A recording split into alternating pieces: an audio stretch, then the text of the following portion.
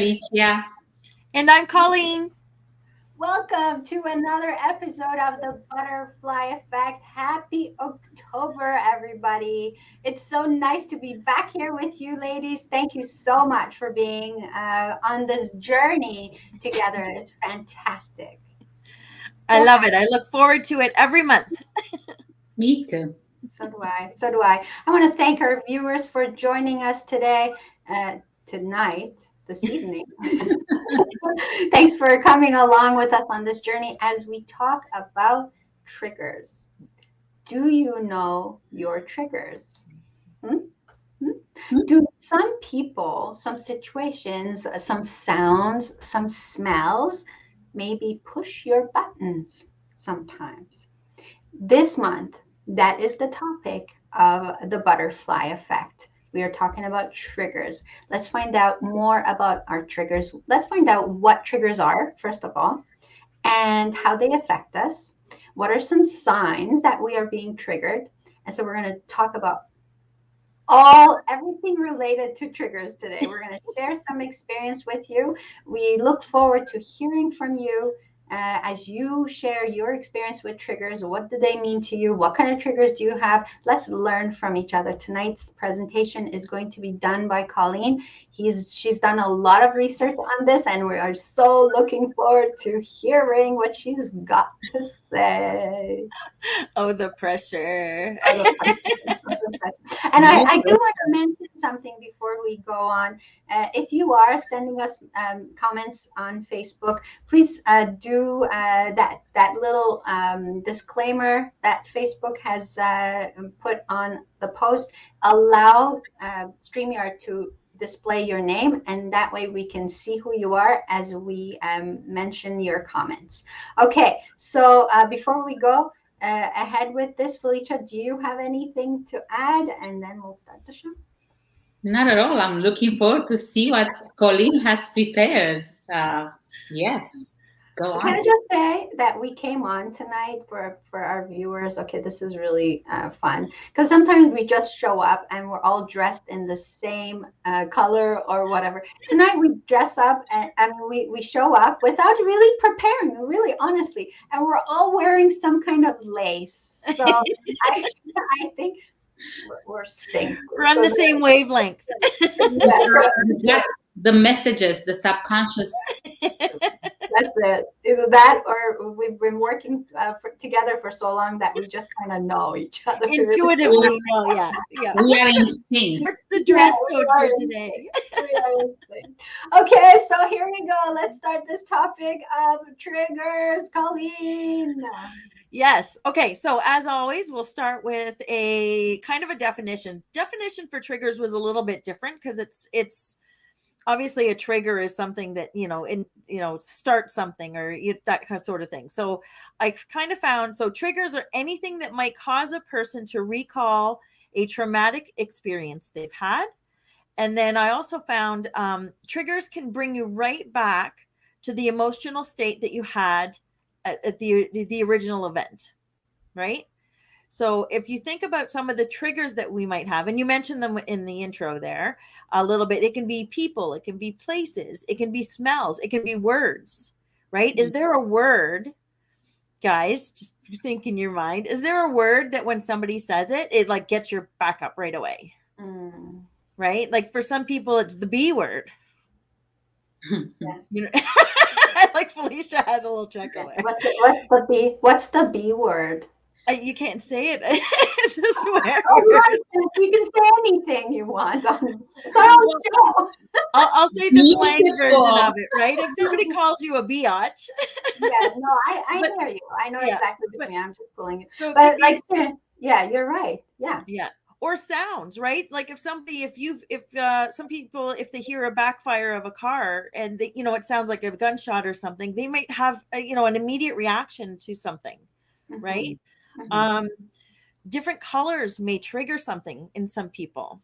Yes. I personally don't experience that one, but there's a lot of people, certain colors bring them right back to a time or a place or a situation that really stresses them out. Yeah. So I gave you guys some homework this week, and I asked you to think about some of the triggers that you have. Yes. And so before you share those, so what do triggers mean to you? Della, what do triggers mean to you when somebody says trigger? So honestly, trigger is very negative to me. So you say trigger, and all of a sudden I go into something that's going to make me feel angry or sad or frustrated or self-conscious. So a trigger to me has a negative effect. That's how I feel about triggers. Yeah. And that's, most of us are like that, right? When we think about triggers, we think about a negative response that is uncontrollable, right? It's almost reflex. Yes. How about you, Felicia? For me, when I say a trigger, it's almost like a reminder of a past trauma. That's what comes to mind. That's what comes to mind. And that can cause one to feel an overwhelming sadness or an anxiety or even panic. So easier put, I think, a trigger can refer to a mental or emotional stimulation of some sort that either makes you happy or makes you feel happy or makes you feel sad. So I hear you, Della, that you say for you it has a negative connotation. I think it could be both. In mental health, for example, it's something that affects your emotional state, causing an overwhelmed feeling of some type of distress, which is exactly what you're saying, Della. That will lead to feeling strong emotions like, anger, fear, anxiety, sadness. So, like you said, Colleen, as well, they can be identified through our five senses. So, in other words, anything we feel, anything we hear, anything we smell or taste or even touch, any of these sensations associated with the five senses can lead to an emotional or even behavioral response. And that's what trigger is for me. Absolutely. Can I read some of the comments? Absolutely, please. Okay, so we have Stephen Albright, and he says, my triggers come from so many different directions. He does say we're all gorgeous, so thank you. I had to read that. Stephen says also, music is my biggest trigger. I think myself into sad songs. So I'm going to read these, Colleen, and then you can address them.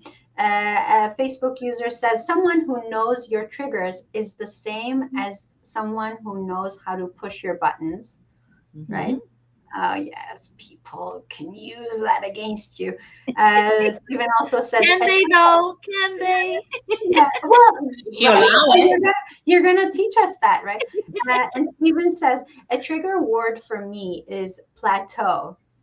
The dirtiest word in stroke recovery. Isn't that interesting? Yeah, okay, we're going to talk about that. Those are unique to your experience for sure. Very much.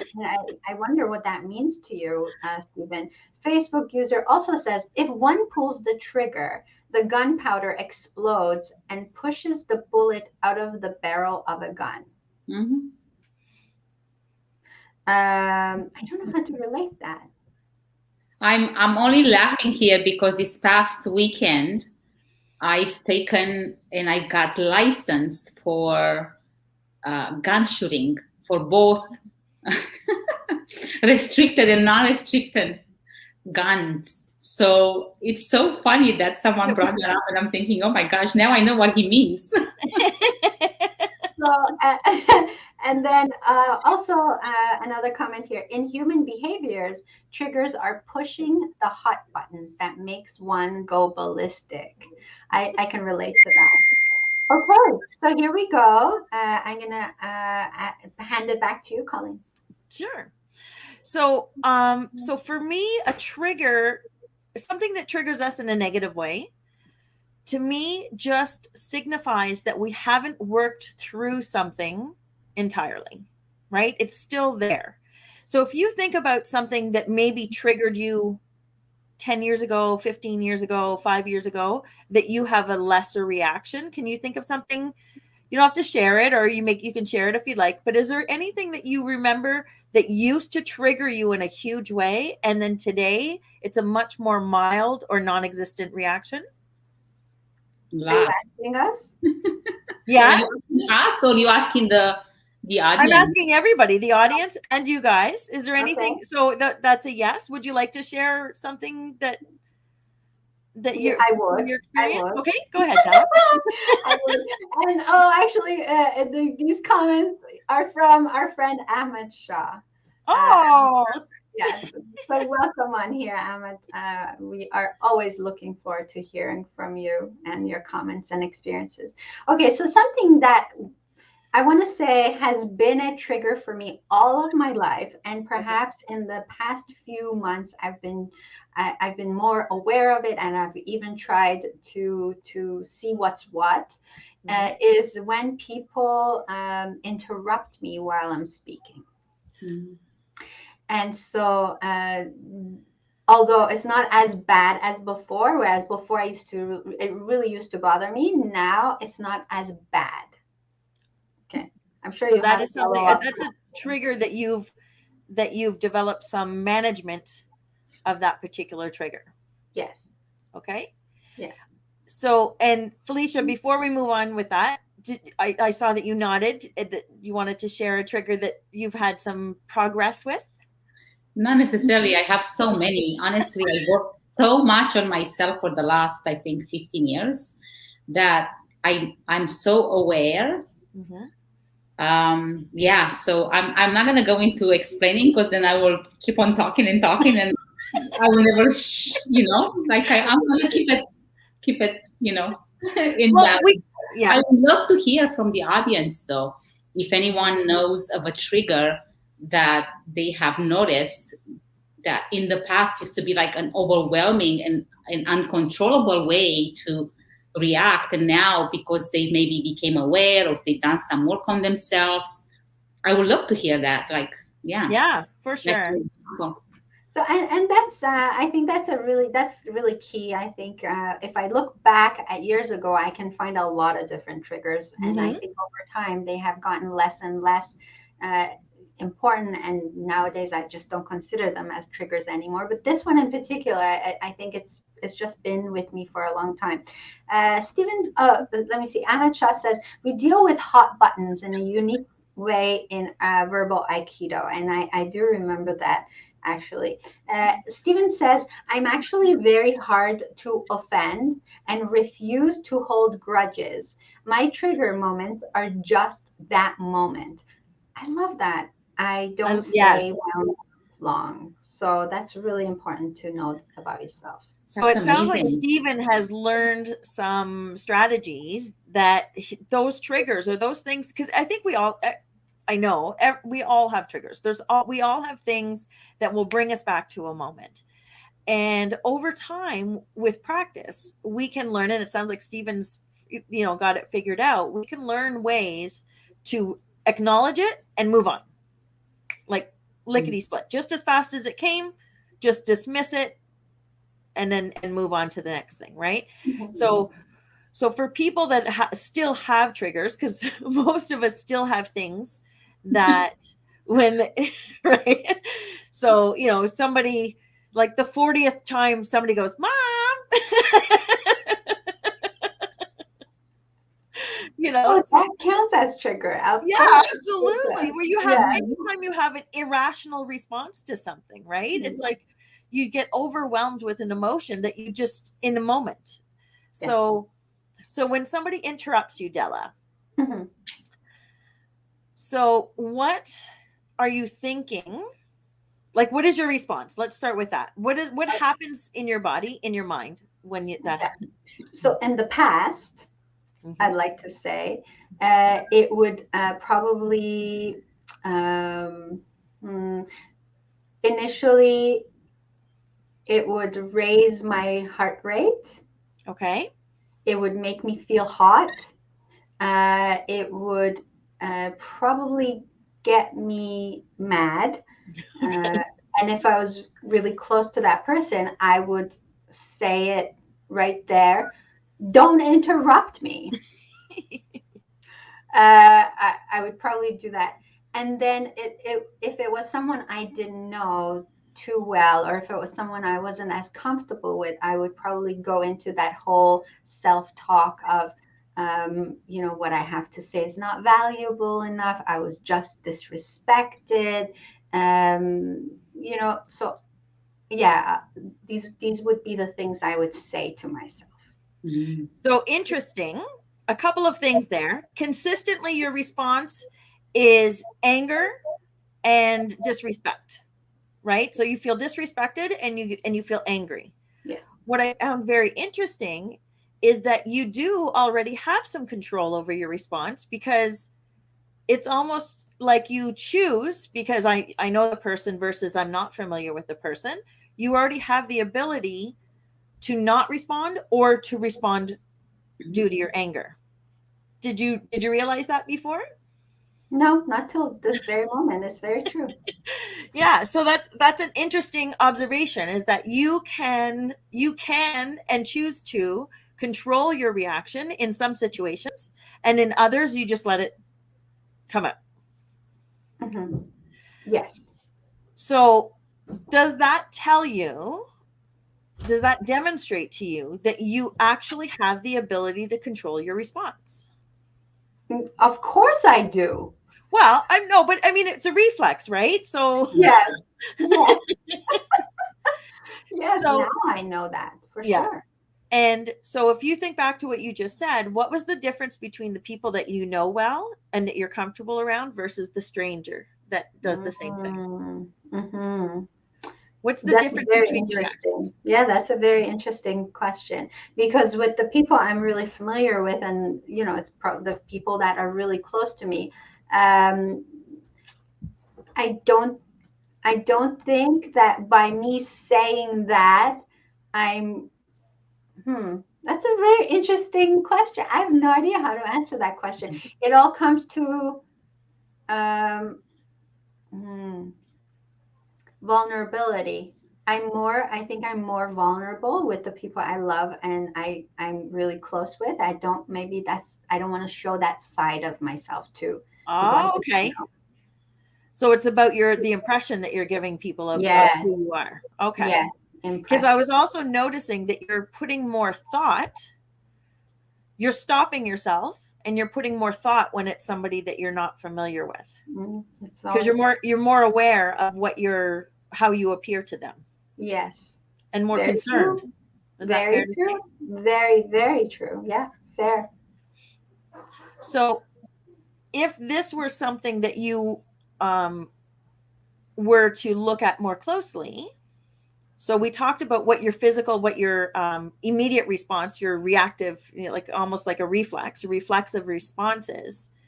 What would you like your response to be? I actually would like to be able to continue talking as you know what I mean. I seriously, I think I really feel that way, that when someone's speaking, no one should interrupt that person. And so I really would like to be able to, with my tone of voice, show that person that I am not to be interrupted. Oh, okay. Without offending that person, without really having to get angry, without having to say anything that might upset them. I just want to continue what I'm talking about. So, yeah, but does that make sense to you? It does make sense. So what I'm hearing from you is that it is important for you to acknowledge that and point it out before you can move on. Yes. Okay. So what do you hope to get from that acknowledgement, that statement that this just happened? I think in some ways it's setting boundaries for me. Okay. Does that make sense? It does. Yeah. It's and so I'm hoping that by showing that, then that won't happen again. Okay. So somebody interrupts you and it makes you feel as though they're being disrespectful. Do you believe that every time somebody interrupts you that their intention is to be disrespectful? No, of course not. Okay. So would it be equally as important for you to point out that they disrespected you if it wasn't their intention? I think it's more like, okay, so here's the thing. I'd rather change that perspective in myself than having to say it. Interesting. Okay, so let's go towards that. This is getting deep, you guys. I see a lot of comments coming up, and if you're noticing something that you'd like to share, feel free. I'm really listening to you, Coach, so I can't really read the comments, but I can stop and read the comments if you like. They're really important. Is that okay? Yeah, of course. Okay. I have it on my phone in my peripheral vision, and I see it scrolling. So I don't know what's in there, but I know something's happening. Okay, so let me read from Ahmed Shah. In my case, if someone would cut me off in the middle of a sentence, would push a trigger that could easily make me pull the trigger. You see, I'm not the only one. That's interesting. Also, thank you so much for saying that. Oh, I feel so much better. I would, he also says, I would usually dismiss a trigger. It depends on the offense and who it was coming from. Yes, again, same, right? Stephen says, figure it out might be an oversell. What is that? Oh, Stephen. Stephen says, this is personal. he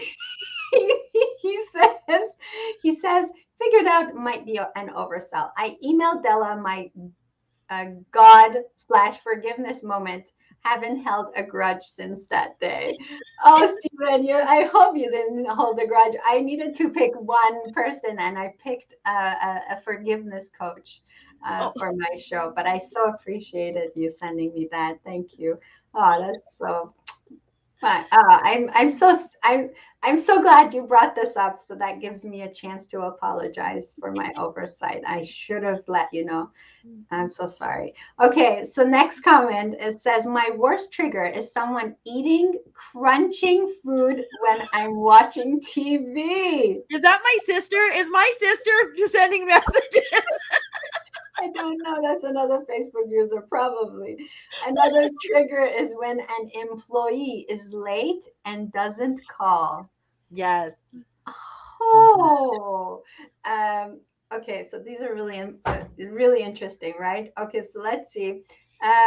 What else is here? Anger is too emotionally heavy to carry around.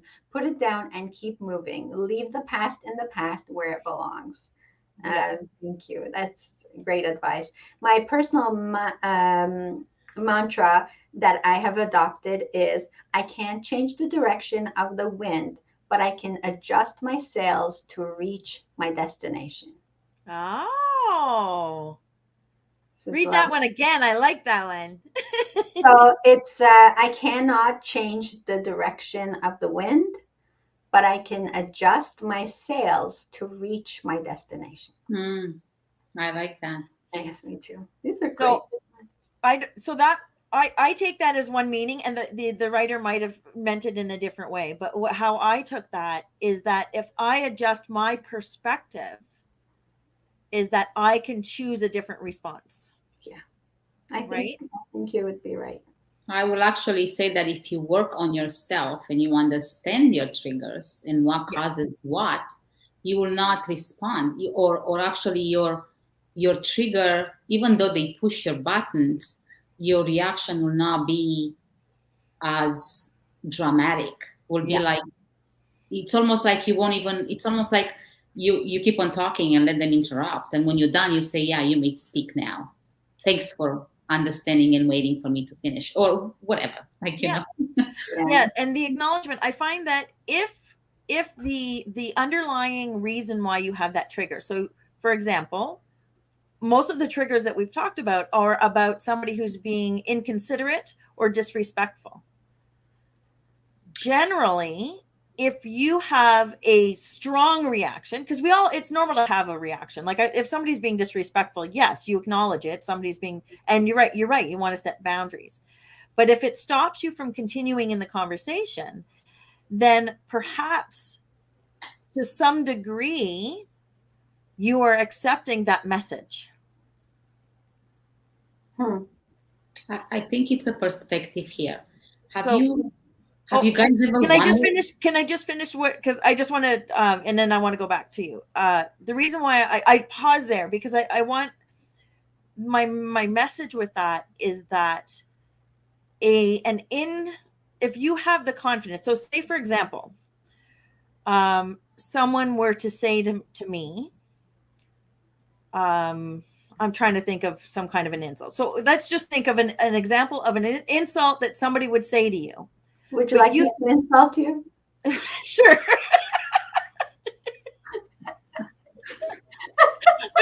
I'm thinking of an example, but I'm not sure I should share it because then I'm outing a family member. Okay, so I'll just say it. So I have a family member who consistently tells me that I'm an idiot. Right? Okay. And years ago, when this person would say, "Oh, you're such an idiot," or "You're like this," those words would come out of their mouth. And years ago, I used to hear that and go, oh, right? Like it hurt me, and it triggered me to feel insecure. That same person today, when they say, "You're such an idiot," makes me laugh. Their words are the same. Their message is the same. I'm different. Yes.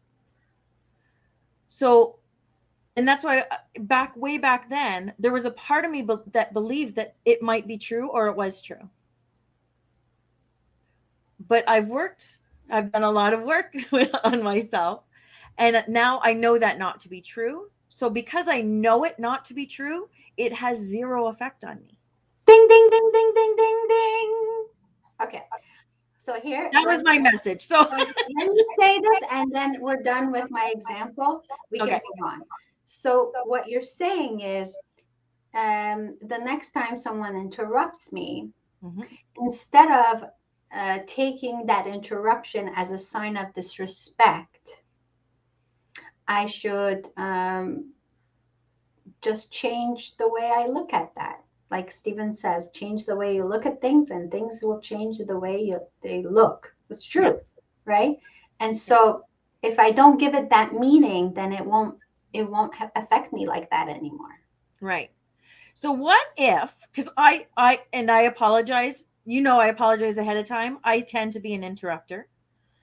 And so I have probably done this to you in the past. Della, I'm sorry.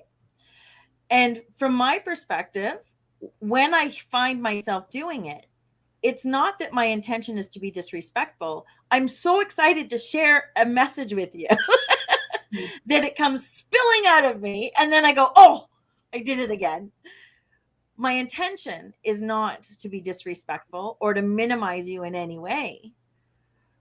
And I've noticed I do it less and I notice it more often. Like I'm more aware of it. Not that I notice it more often. I'm more aware of it. So I'm able to minimize it.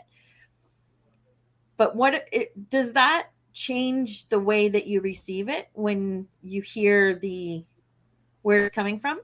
Definitely. Wow. Yes, definitely. Thank you. This has been very helpful.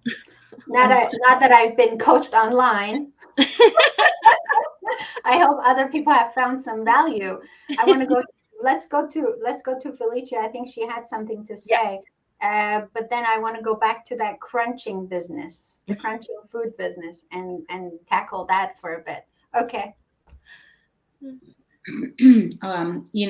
Hearing you guys talk, it brings my mind and my thoughts to my love for homeopathic medicine. And what I've learned, particularly in 25 plus years now, is that homeopathic medicine has such an amazing way of treating emotional triggers. And it's almost instant. It's incredible. So I was going to ask earlier, have you ever wondered why negative emotional characteristics exist in the first place? You know, sort of, yeah, have you ever wondered? Like what? Like getting angry, like in that case, getting angry. Have you maybe considered that we inherit certain personality traits just like we inherit certain physical features through our genealogy? Yeah, I've heard that before. So yeah, so when certain situations come up and we react negatively or positively, did you know that that can actually lead to the development of the emotional pattern of behavior? That makes sense. Okay. Okay.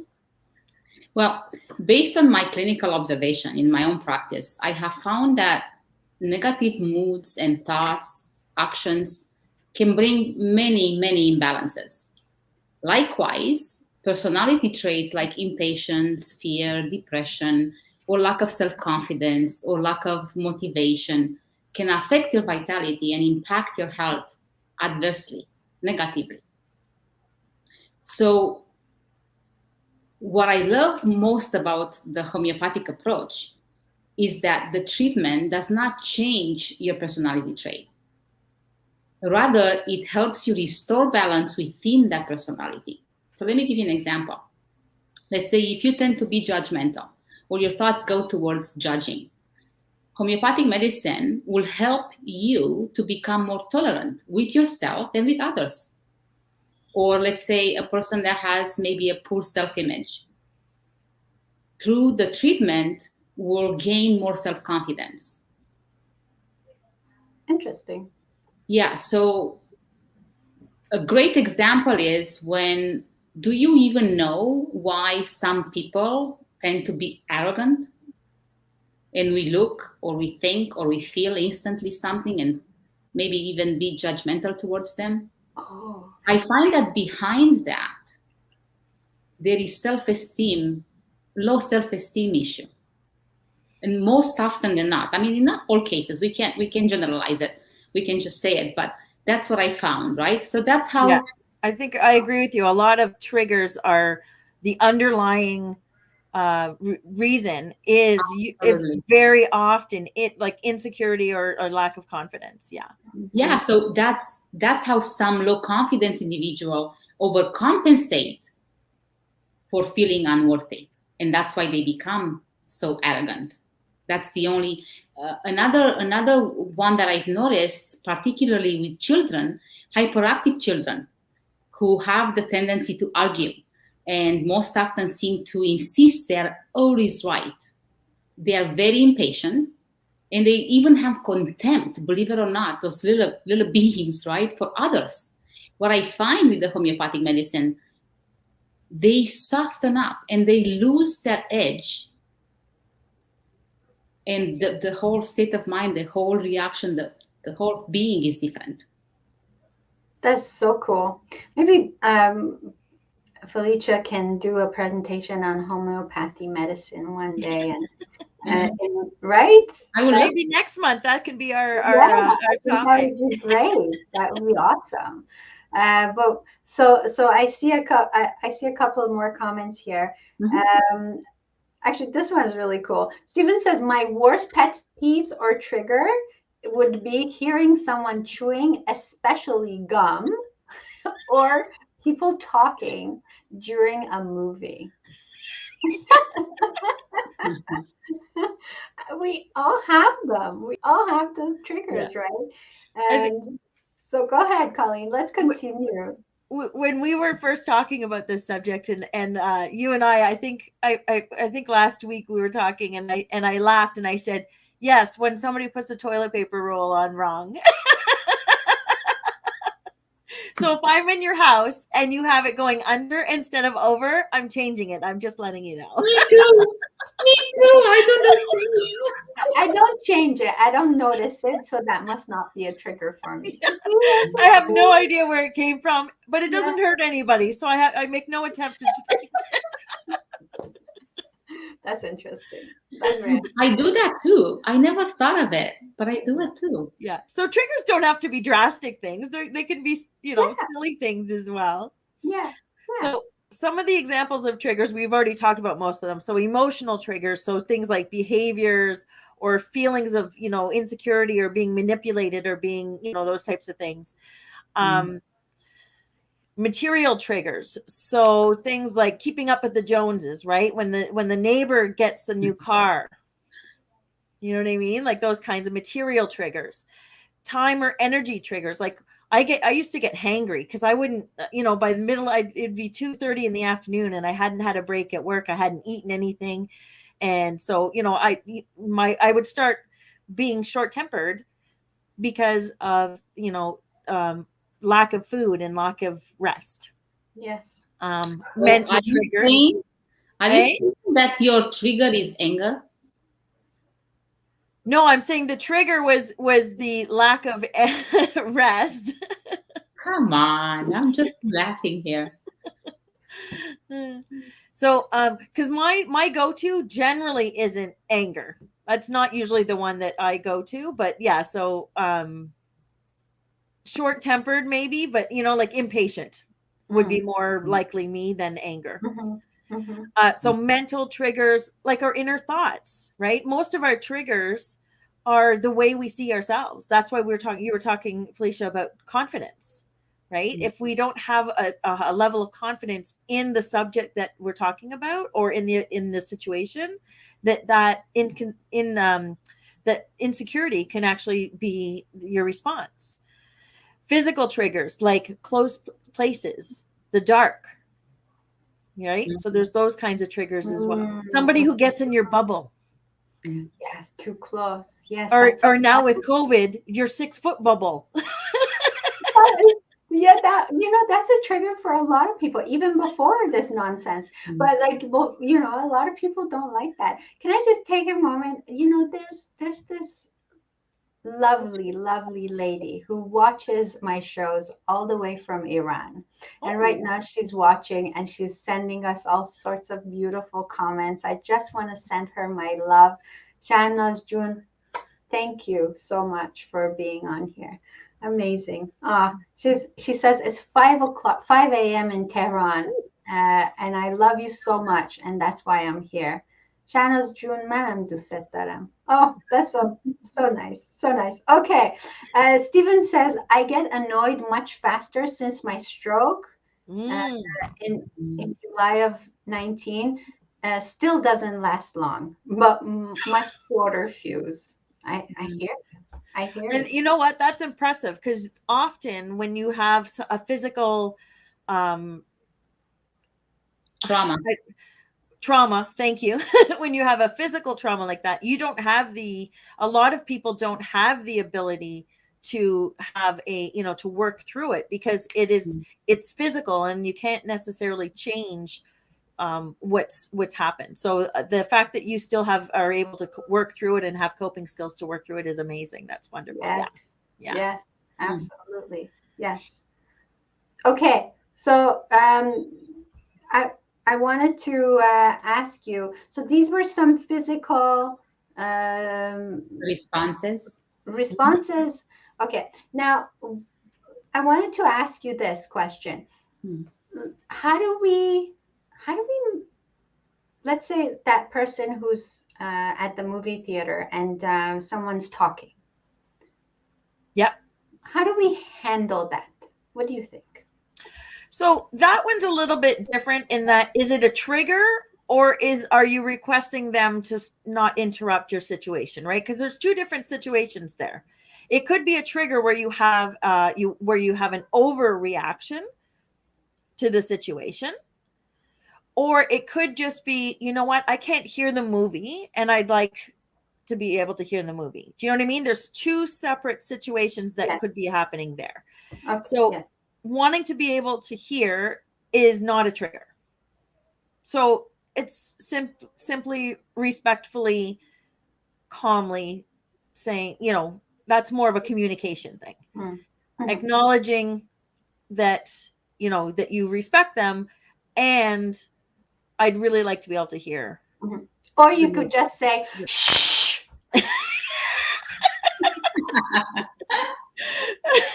Or you just give them the look, right? Now, if it's a trigger, that's a whole other bag of wax, right? Like that's a whole other thing. Gotcha. So I've got like a little bit of a five things to consider when it comes to triggers. Perfect. So number one, you want to stop and acknowledge. And when you gave the example of the stranger, you said this. You said, I stop and I think about it. And that's the first thing, is just noticing that it's a trigger, and it's not that it might be an overreaction. It might not be your true self reacting. It might be a trigger. So then you want to take a deep breath. So you want to recenter yourself. So you stop and you take your deep breath. If it is if you are triggered, for example, by a spouse or by somebody, and you don't want to say something that you regret, are you able to step away? So take a deep breath, remove yourself if you can from the situation, so that you stop the trigger from happening, and you don't say something that you would regret or do something that you would regret. Regroup. And then this is the point where you can look at it from a different perspective. Rewrite that story, right? So for example, when you were talking about somebody who interrupts you, how could you rewrite that story? What are some of the things that what other perspectives could you take on that? She's just really excited. She wants to say something. Right? She used me as her example. No, I'm just going back, but it makes total sense, because it's true. Everybody loves me. Nobody really wants to hurt my feelings or disrespect me. People around me value what I have to say, but it is true that, they may just be excited and they want to say something. Someone said, "Oh, because you talk so slow, I thought you were finished." Okay, that is disrespectful. That's there. Okay. But that's no, I laughed at that one. I breathe a lot when I speak, but that besides the point. So, as you're talking, I have something that's like really important that I wanted to add, but I don't think you're finished yet. So go ahead.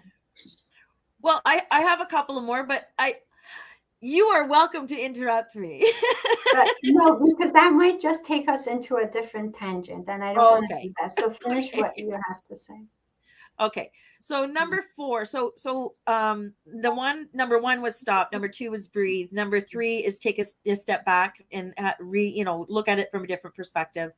If that doesn't get you to where you need to be, then I often have my clients do number 4, which is start recording or journaling, writing down, what happened right before I got triggered. You want to understand your reaction a little bit more. Okay. So what happened right before? So what was the trigger is basically what you're saying. So what happened right before? How did you feel in that moment? What was the trigger? Like, what was the reaction? What was the reflex? So how did you react? How did that work out for you? Right? Like, did it help you? Did it hinder the conversation or the situation? Mm-hmm. And then lastly, what could you have done differently? Right? So I asked you that. So for you, it was changing the perspective. So that might work for you. And if it doesn't work for you, then you think of what else could I do differently? Mm-hmm. Mm-hmm. And then the last thing, and the reality is that some triggers, especially some of the big ones, it may be helpful to talk to somebody, whether that's a coach or a therapist. Seeking professional help is a positive way to work through triggers. Yes. Mm-hmm. Now, I don't know what we have time for. I do want to hear what you had to say. And then, Felicia, I know that when we were talking about earlier, we were talking about homeopathic remedies for trauma.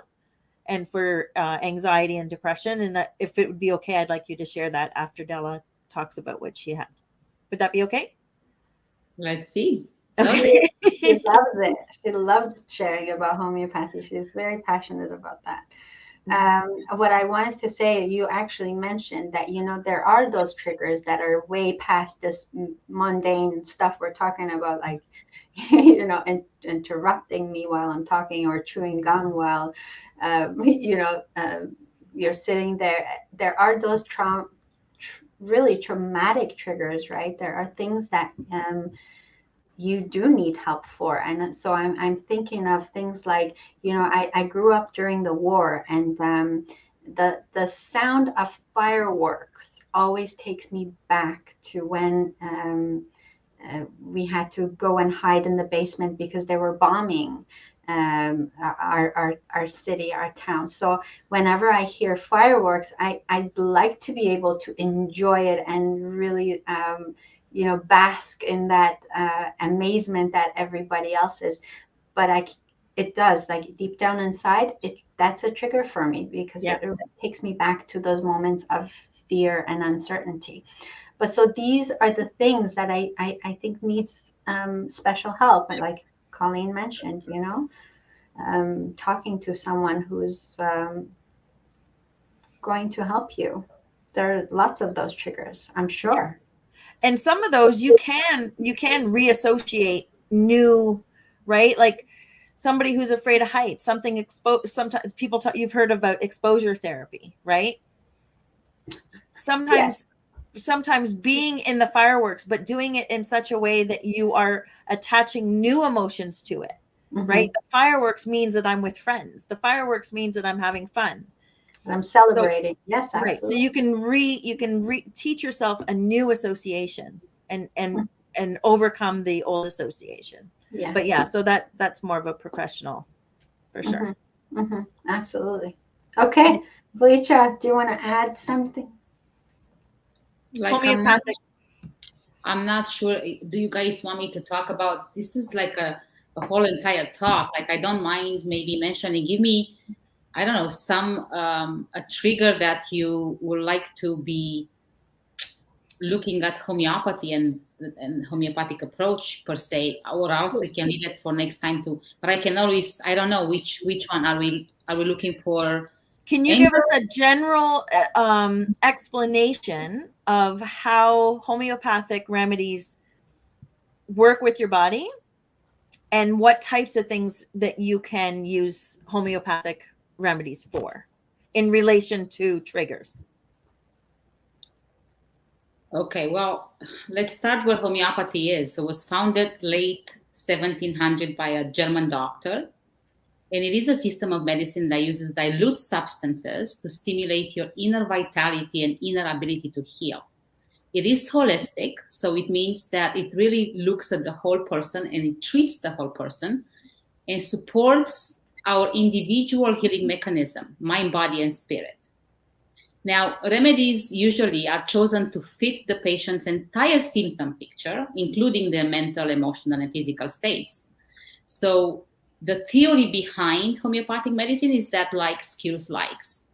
So I can give you the quickest example, and not to do with triggers, because that's a little more in depth. But the quickest example will be allergies, for example, with burning, runny nose, and watery eyes, can be treated with the so-called homeopathic onion, Allium cepa, which is a Latin name for onion. So what's important to understand is that homeopathy treats both acute and chronic conditions.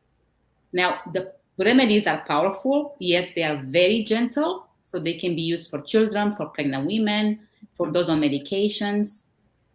And homeopathic medicine are safe and effective for the whole person, as I said. So coming back to triggers, just so I can answer that question, I'm trying to think, like, what can we, let's talk about fastidiousness, for example. There are certain degree of perfectionism in certain people.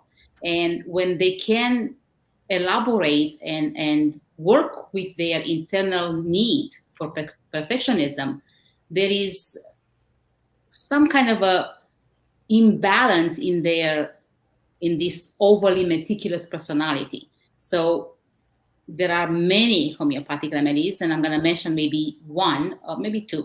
I can say for that particular trigger, for example, we can use Nux vomica or Ignatia.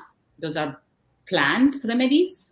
And let's say you have repetitive thoughts. When people feel threatened, and I get that from what you both expressed of how you expressed your triggered.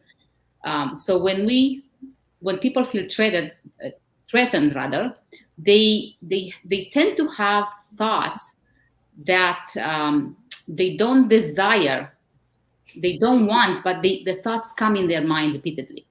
So these thoughts go on and on like a broken record, disturbing their concentration and peace of mind. So for that particular repetitive thoughts, we can also use Nux vomica. And it's also another remedy called Tuya. Does that? I don't know. I can give another example. So let's say. So when you take those remedies, which whether they're a pill form or a dissolving form or whatever they may be, when you take those remedies, are they triggering your body to release hormones that, like, you know what I mean? Like, what is it doing inside? Like, what is that doing to your body that results in peace of mind? So homeopathic remedies can assist people who want to work on their emotional, mental, spiritual growth and development. So how they work, it's helping your body from the inside out. So for example, the remedies can help people who strive to achieve a more positive mindset and feeling better about themselves. So instead of having, I said earlier, instead of having negative moods, for example, and thoughts, you will end up having more positive outlook in life, because the remedy works with the whole of you. So it's not just mental, emotional, it's physical too. It's digestion, it's everything. It's interconnected and has an impact on how you react or how you respond. So once I understand the whole picture of who you are and everything about you, then I can go to a remedy that it's like cures like. So a remedy that mimics exactly what you're saying you experiencing and feeling. So it's not per se that you take a remedy and that changes your mindset.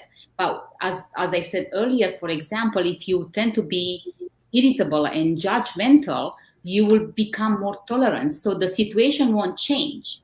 But when people are acting around you in a certain way that you get triggered, let's say, and you become judgmental or you say that I can't manage that, I don't like that, or whatever it is that you say, the remedy works at the cellular level such that when those triggers happen, you just act like as if it didn't happen. Like you have a way of managing that it's almost not understandable. Because it works with your internal vitality to transform things from the inside out. Cool. That's really cool.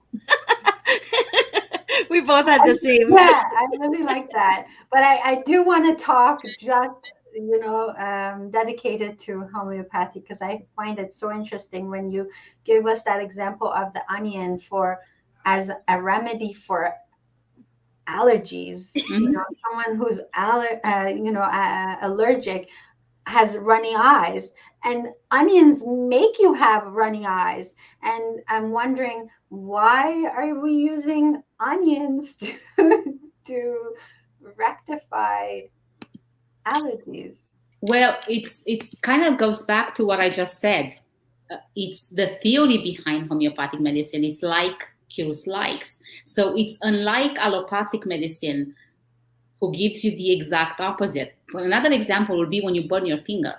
You right away are being taught that put it under cold water or put ice on it.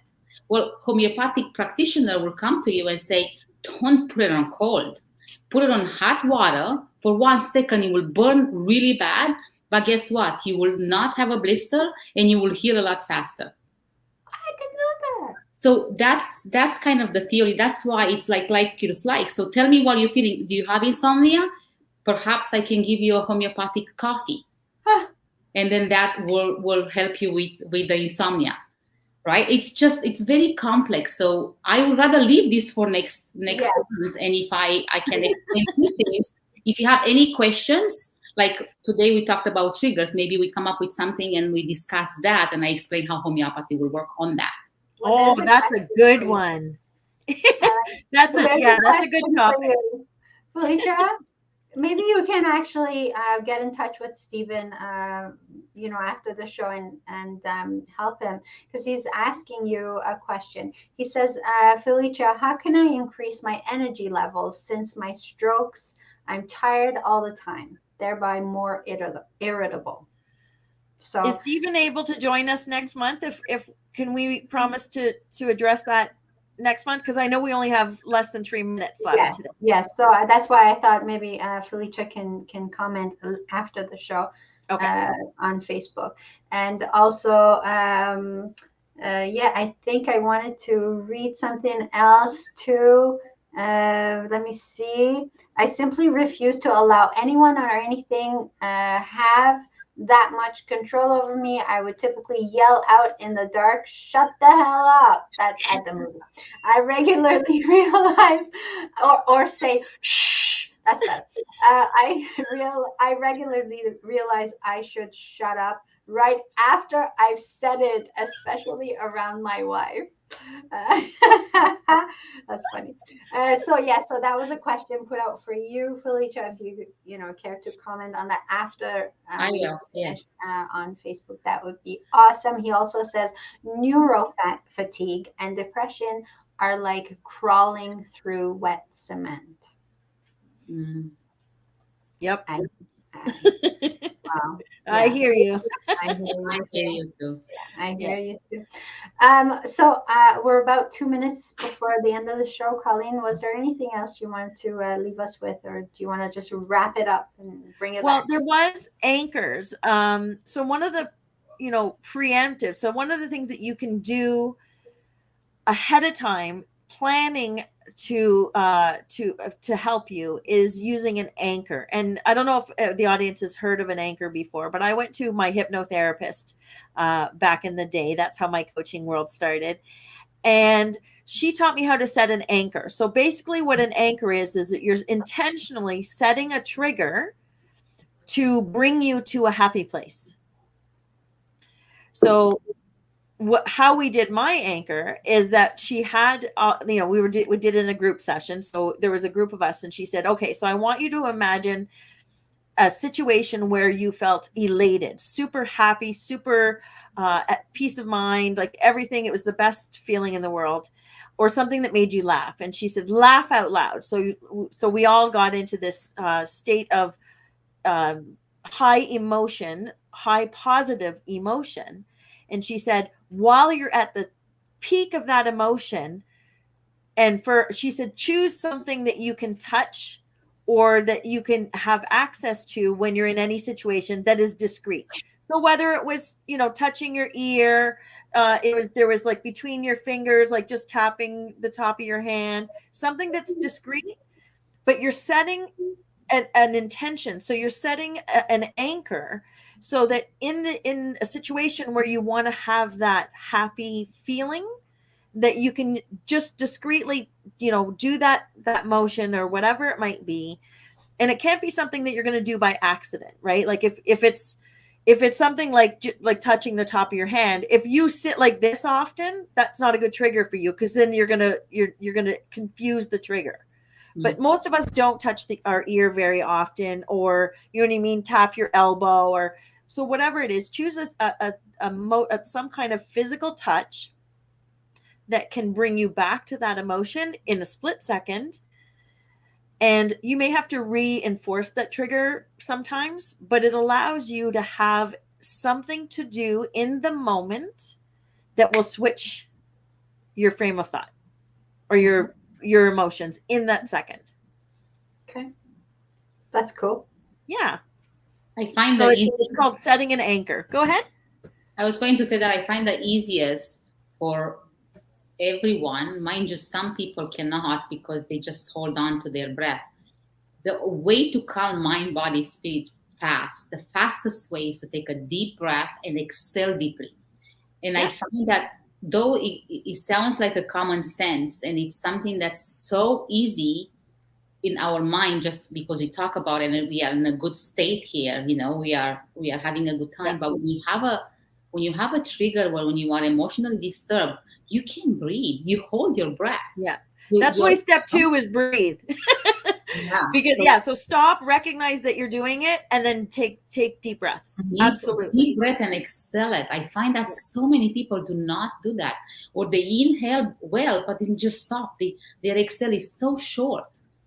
So did you know, well, you would know this because you're a homeopath, but the stress response is actually because we hold our breath, not because we're not getting enough breath.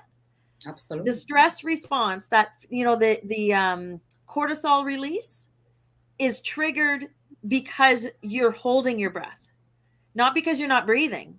It's because it's because you're not expelling the carbon dioxide. That is so good to know. So good to know. So by exhaling slow, you are basically decreasing stress levels, the cortisol levels, and that allows you to relax and become calm and not be triggered so much. That's really good. Could you show us a couple of, maybe do 3 proper breathing, Felicia, and we'll all follow. Okay. So it's always good to open up the body. So don't cross legs, don't cross your arms. Keep them open and open up yourself, right? So you sit up as straight as you can. And we're gonna inhale through the nose and exhale through the mouth. Okay? So we're gonna count as we inhale to 3, hold it for a second at the top, and as we exhale, we count to 4 in our mind. But for this purpose of this exercise, I'm gonna just count loud, but usually I don't count loud. Okay, so we inhale for 3, 2, 1. Hold at the top for a second, and we exhale for 4, 3, 2, 1. I'm going to do it again without counting. Everybody counts in their mind, so that way I can show you how I breathe too.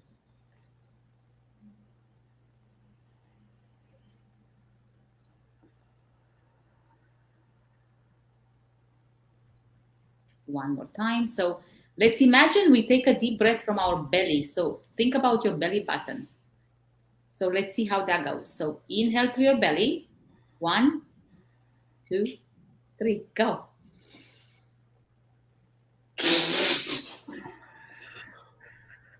Why are you laughing? My youngest daughter is beside me. She's looking at us and she's laughing really. Okay, laugh therapy is awesome. Just saying. She loves laugh therapy. It's her favorite. Come and say hi. We've done laugh therapy before, the 3 of us. She's gonna come and say hi. A lot of fun for sure. Yeah. Your neighbors thought we were crazy, Della, but yes, the laugh therapy was awesome. Hi. You're live, Yeah. She's gone. Hi, my apologies. It was supposed to be a very nice moment. Thank you for that breathing exercise, Felicia. That was wonderful. It's always so helpful. We take a moment and really breathe properly. So thank you so much. She keeps laughing. It's wonderful. Thank you. Actually, let's take this moment, guys, and laugh. Okay, let's try it for 1 minute. Just laugh. We're almost 6 minutes over, so we can do it after we get off stop broadcasting. We will definitely have a little 1 minute laugh session. All right. So this is the butterfly effect, bringing you love, hope, and color. And And thank you, everybody, for being Bye, here. everyone. Thank you for all your sharing. Right. So when is our next butterfly effect? Do we know the third Yep. Thursday of It November? is Thursday, November 18th. And Miss Felicia will be our primary host and determining the subject. So it sounds like it might be homeopathic medicine coming up. Laugh therapy. Bye, everybody. Till next time. Children, sorry.